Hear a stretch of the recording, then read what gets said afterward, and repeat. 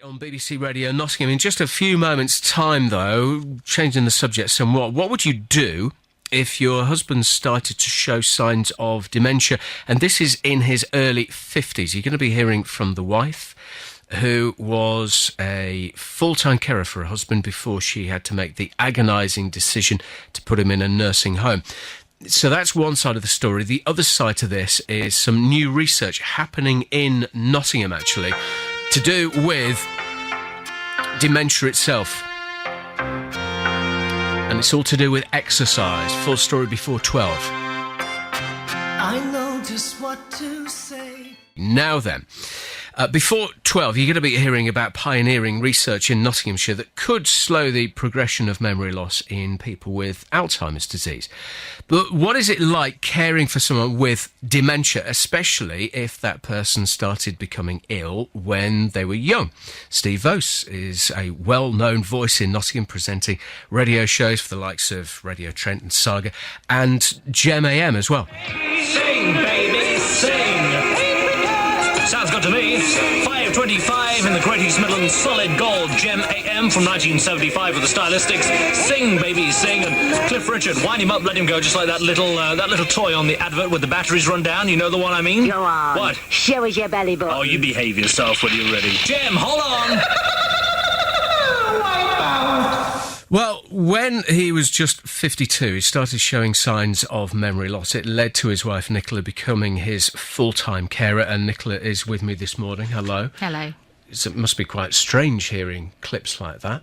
It is. It's funny. It just touches something inside me when you normally sort of hold things together and you just think, oh yeah, that was him, his voice. Does it almost feel like he was a completely different person? Certainly to how he is now, although he's very much still in there deep down, so I've not lost him altogether. Yeah. So I still tie in.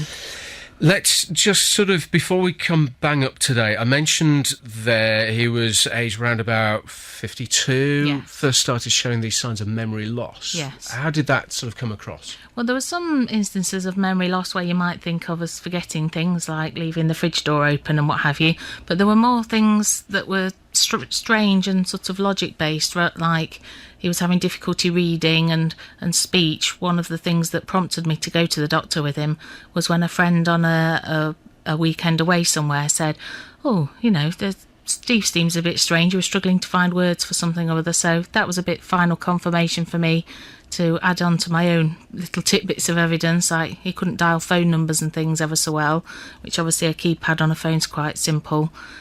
So we started sort of laughing about that, but then obviously it becomes a bit more serious. And I suppose, bearing in mind what he'd been doing for a living, forgetting words and the communication side of things must have been particularly pertinent. Yes, it was noticeable when he was on a radio show late at night one time that I thought there's something wrong, and thankfully a friend of his in radio noticed and actually went in to help him out. He was having trouble working the desk and knowing what to do, which again was another sign. Yeah. That must have been quite scary for you, I'd imagine. I mean, were you thinking already dementia, things like that, or were you just thinking, goodness, I don't know what I was thinking. Well, neither of us really knew what to think. I mean, we had looked at depression roads and things in the past, probably like people would recognise, but certainly at his age you wouldn't think of dementia as your first port of call. Maybe some kind of brain problem, perhaps a mini stroke you'd not noticed or something, but not dementia.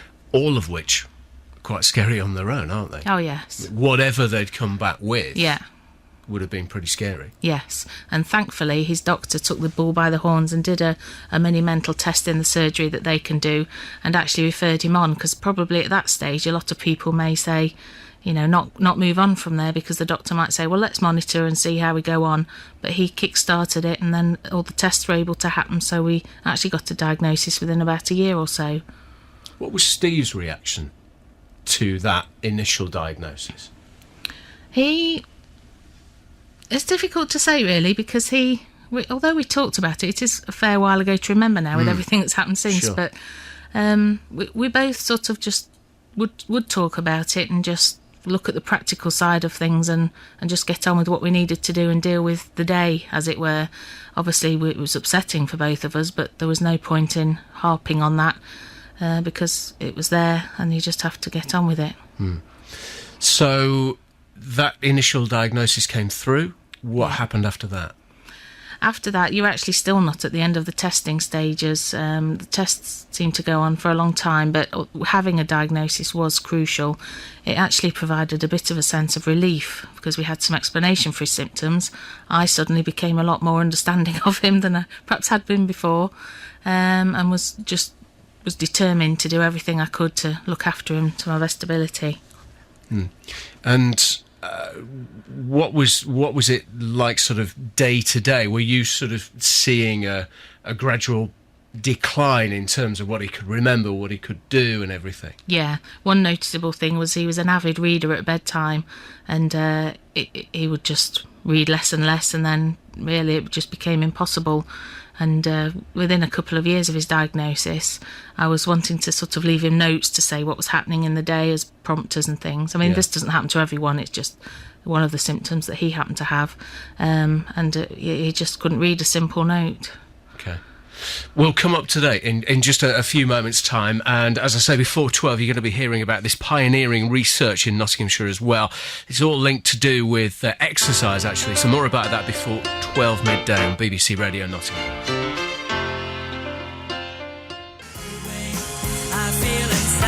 News headlines to come, travel news as well next for Nottinghamshire. This is BBC Radio Nottingham. I'm Mark Dennison, and Nicola is with me. We're talking about Nicola's husband, Steve, and radio presenter. You may well be familiar with Steve's work over the years, and we're talking about how he was diagnosed with dementia and how you were looking after him at home. What was the point at which you got to a certain point and just thought, can't really do this anymore, and he needs to be looked after somewhere else? It was when his symptoms became difficult to manage. In particular, he'd started pacing, and when you just live in a normal house, you've sort of got 6 foot in one room and 6 foot in another, and he was literally pacing backwards and forwards in those areas, and it was literally like watching a caged animal, and really heartbreaking. And there didn't seem to be anything I could do to help him anymore, and he was very anxious, and we were looking at sort of tweaking his medications to try and control that. So I was thinking of not necessarily long-term care, but some kind of period of assessment to try and get that under control. But obviously it's a declining condition, so I did start to think long-term care might need to be an option. And it came about a bit suddenly when you do sort of cope as well as you can for as long as you can. And we'd just had a difficult Christmas, and basically between Christmas and March, which was when the decision happened, I think something just not snapped in a bad way, but I just knew that the decision had to be that one. It must have been a mixed feeling that you had. On the one hand, he's going to get the care that he needs and the care that you want him to get, but equally, I suppose, you must have been clinging on to the hope that he could stay at home. Oh, yeah. I mean, I knew that of all people who would know his needs at best, it would be me. So handing him over to the care of others was very difficult. But the constant 24-hour nature of it just necessitated it, and I knew that, and I'm quite a pragmatic person, so making that decision, whilst difficult, it was sort of easy in that I knew it had to be. Yeah. So you go and see him now, and I presume you see him most days? I see him now mostly 3 days a week. It's gone down slightly. I have support from several other people, but he has one main other carer, his friend, Deborah, who loves him almost as much as I do. And we both do a good job of looking after him. And in the past, I mean, he's had excellent care from... We had direct payment, so I was able to employ people that were suited to Steve personally. And Rob used to take him to art, and that was crucial in the early stages and kept him in a bit of a life with interests. And then Michelle took him on days out for months. You know, again, things I couldn't do. I was still going to work. I'm a bit disabled myself, so at each stage he's had excellent people behind him in addition to myself. Yeah. When you go along, do you think he knows that you're there, does he seem to recognise you? Yes, most times. Occasionally he might not be quite sure. If he's in a bit of an anxious state of mind, it might take him a minute to just key in. But normally I get a wonderful welcome, a big smile, and sometimes he'll say hello because speech has totally gone now. Well, I say totally, obviously he said hello. Yeah. And he can still say I love you. He often gets quite emotional and just sort of shakes his head and says, oh, I love you. And it's lovely to see. It's not all bad. Yeah. And in terms of care homes, obviously a lot of people are familiar with care homes themselves, but also they're familiar with them in terms of what's reported in the news. Do you think sometimes they get a bit of a bad rep? Definitely, and obviously I can only speak about the one Steve's in, but it's a wonderful place, and it's not near to where I live, but I had a friend whose husband was there, and so I went on her, she had experience of the place, so I'd rather go with somewhere that I knew. And the staff have been there a long time, and they're all absolutely dedicated to their work. They care very much, and obviously with them being there a long time, you can develop relationships. They've got to know Steve so well because he does have lots of sort of idiosyncrasies, if you like, that need catering for and working around because he can't speak. They need to second guess, much like myself, what he's thinking, feeling, needing, and over time they know him really well, and they just look after him ever so well, and I'm really pleased he's there. I bet for you it's been a real, sounds daft saying this in lots of ways, but a real eye-opener, because not only with his age, but also just how wide-ranging the symptoms can be. I don't know about you, but previously I always thought dementia will A, be older people, and B, it's forgetting things. It's so much more than that.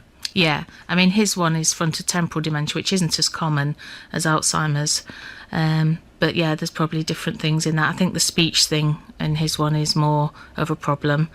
Because I think people with Alzheimer's, I've seen them on the telly myself, like probably lots of people have, they seem to still speak, and they might not necessarily make much sense, but, they've still got that method there of some kind of communication. So Yeah.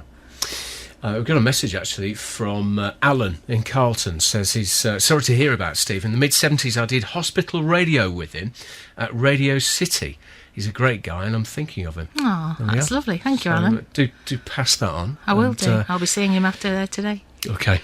Great to see you. Thank you very much indeed. And thanks for telling your story as well, because I think sometimes it's often the carer's own perspective that, I don't know, you've got to shoulder so much, haven't you? Yeah, and it's the here and now that matters. And I know research matters and things, but I think there needs to be more services for people that are in this condition now, and they just need general day-to-day good things to happen for them, and the art group was a great one for Steve, so more such things like that would be good.